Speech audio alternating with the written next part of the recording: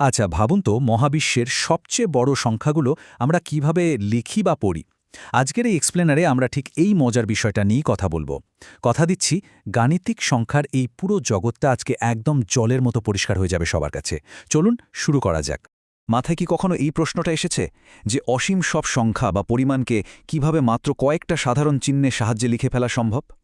মানে মহাবিশ্বের সবচেয়ে বড় সংখ্যাটিও কিন্তু লেখা যায় হাতের মুঠোয় থাকা মাত্র কয়েকটা বেসিক বিল্ডিং ব্লক দিয়ে।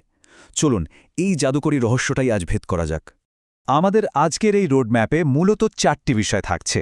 1. অঙ্কপাতন ও স্থানীয় মান। 2. দেশীয় সংখ্যা পঠন রীতি। 3.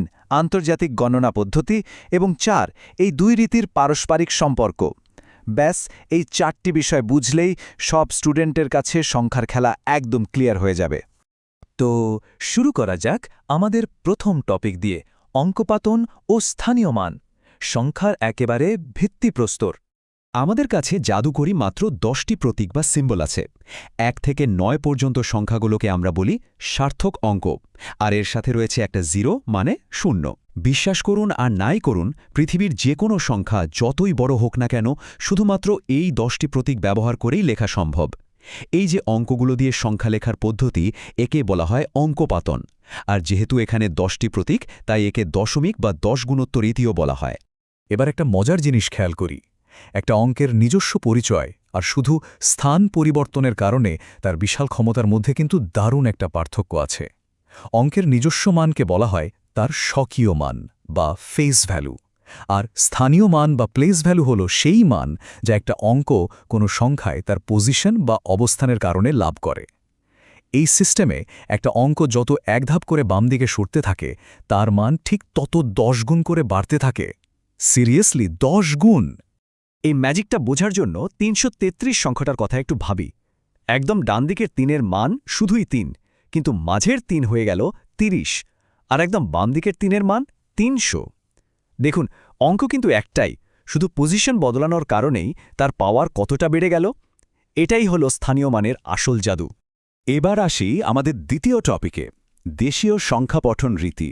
চলুন দেখি আমাদের দেশে এই বেসিক ব্লকগুলোকে সাজিয়ে কিভাবে বিশাল বিশাল সব সংখ্যা পড়া হয়। ডান দিক থেকে হিসাব করলে আমরা সিরিয়ালি পাই একক, দশক, শতক, হাজার, অযুত, লক্ষ, নিযুত এবং কোটি। এখানে একটা দারুণ ট্রিক আছে। অযুত আর হাজার মিলে কিন্তু একত্রে হাজার হিসাবেই পড়া হয়। ঠিক একইভাবে নিযুত আর লক্ষ মিলে একত্রে লক্ষ হিসেবেই ধরা হয়। এই পেয়ারিং বা জোড়া মেলানোর বিষয়টা মনে রাখা একদম মাস্ট। বড় কোনো সংখ্যাকে সহজে পড়ার সবচেয়ে বড় সিক্রেটটা কি জানেন? কমা বসানোর ছন্দ। দেশীয় পদ্ধতির এই গোপন ছন্দটা হল 3-2-2, মানে একদম ডান দিক থেকে গুণে প্রথমে 3 অঙ্ক পর একটা কমা বসাতে হবে, এরপর 2 অঙ্ক পরপর কমা বসিয়ে গেলেই কাজ শেষ। এই বিশাল সংখ্যাটার কথাই ধরুন না, ওই যে বললাম 3-2-2 ছন্দ, সেটা অ্যাপ্লাই করার সাথে সাথে এই সংখ্যাটা কেমন গোছানো হয়ে গেল। কোটির ঘরে 98, তারপর 75,47,000, আর শেষে 321। নিমিষেই আমরা পড়ে ফেললাম 98,75,47,321। ছন্দটা জানা থাকলে পুরো ব্যাপারটা একদম জলের মতো সোজা, তাই না? ওকে, এবার মুভ করছি আমাদের তৃতীয় টপিকে, আন্তর্জাতিক গণনা পদ্ধতি। বিশ্বের অন্যান্য দেশে এত বড় বড় সংখ্যা কিভাবে হিসাব করা হয় সেটা এবার দেখে নেওয়া যাক।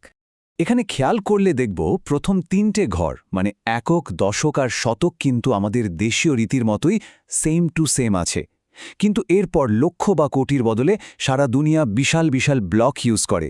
সেগুলো হলো হাজার, মিলিয়ন এবং বিলিয়ন। এখানে সবচেয়ে ইম্পর্ট্যান্ট ব্যাপারটা হলো এই হাজার, মিলিয়ন বা বিলিয়নের প্রতিটা ব্লকেই সর্বোচ্চ 3টে করে অঙ্ক থাকতে পারে। তো আন্তর্জাতিক পদ্ধতির কমা বসানোর ছন্দটা তাহলে কেমন হবে? এটা আমাদের দেশীয় রীতির চেয়ে একেবারেই আলাদা।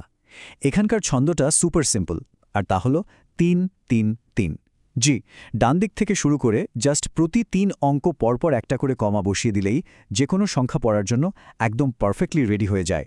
ঠিক এই সংখ্যাটার কথাই ভাবুন। প্রতি 3 ঘরের ব্লকগুলো কিভাবে সংখ্যাটাকে একদম অনায়াসে পড়ার সুযোগ করে দিচ্ছে। কোনো কনফিউশন ছাড়াই আমরা পড়ে ফেলতে পারছি। 111 মিলিয়ন, 111,000, 111, একদম ক্রিস্টাল ক্লিয়ার। এবার আসি আমাদের গ্র্যান্ড ফিনালেতে, 4 নম্বর টপিক, 2 রীতির পারস্পরিক সম্পর্ক। এতক্ষণ তো দুটো আলাদা সিস্টেম দেখলাম, এবার চলুন একজন ট্রান্সলেটর বা অনুবাদক হয়ে এই দুটোর মধ্যে একটা দারুণ সেতুবন্ধন তৈরি করি। একদম সরাসরি ট্রান্সলেশনে চলে যাচ্ছি। ধরুন, আন্তর্জাতিক সিস্টেমে যেটা 1 মিলিয়ন, দেশীয় রীতিতে সেটা ঠিক কোথায় গিয়ে পড়ে? নিউজুতের ঘরে। অর্থাৎ 1 মিলিয়ন পুরোপুরি আমাদের 10 লক্ষের সমান। এটা মনে রাখলে মিলিয়ন নিয়ে আর কোনো দিনই প্যাঁচ লাগবে না। এবার আরেকটু বড় স্কেলে ভাবি, আন্তর্জাতিক বিলিয়নের ঘরটিকে যদি দেশীয় পদ্ধতির সাথে মেলাই তাহলে কি দাঁড়ায়? অবাক করা বিষয় হল, বিশাল 1 বিলিয়ন আমাদের দেশীয় রীতিতে একদম ঠিক 100 কোটির সমতুল্য। এখন থেকে নিউজে বা ইন্টারনেটে যখনই বিলিয়ন বিলিয়ন ডলারের কথা শুনবেন, মাথারে চট করে 100 কোটি দিয়ে গুণ করে নেবেন, হিসাব একদম মিলে যাবে। এই পুরো ব্যাপারটাকে সহজে মনে রাখার জন্য এই মাস্টার গাইডটা মাথায় গেঁথে নেওয়াটাই সবচেয়ে জরুরি। একটু গভীরভাবে চিন্তা করলেই পরিষ্কার হয়ে যাবে কিভাবে আন্তর্জাতিক রীতির সেই ৩-৩-৩ ছন্দ আমাদের দেশীয় রীতির ৩-২-২ ছন্দের সাথে খাপে খাপে মিলে যায়। বিলিয়ন, মিলিয়ন আর হাজারের ব্লকগুলো কিভাবে কোটি, নিযুত, লক্ষ, অযুত আর হাজারের সাথে কানেক্টেড, তা এই সূত্র থেকে পুরোপুরি ক্লিয়ার। এই একটা নিয়ম মাথায় থাকলে সংখ্যা ট্রান্সলেশনে আর কখনোই আটকাতে হবে না। তাহলে কি দাঁড়ালো? এই বেসিক নিয়ম আর ছন্দগুলো জানা মানেই পৃথিবীর যে কোনো সংখ্যা পড়ার ক্ষমতা আমাদের সবার হাতের মুঠোয় চলে আসা। এই ব্লকগুলোর রহস্য একবার আয়ত্ত করতে পারলে মহাবিশ্বের যে কোনো বিশাল সংখ্যা ডিকোড করা জাস্ট সময়ের ব্যাপার। তো এরপর কোন বিশাল সংখ্যাটির রহস্য উন্মোচন হতে যাচ্ছে? চারপাশের সংখ্যাগুলো নিয়ে আজই শুরু হয়ে যাক এই দারুণ পদ্ধতিগুলোর চর্চা। এতক্ষণ এই গাণিতিক যাত্রায় সাথে থাকার জন্য অনেক অনেক ধন্যবাদ।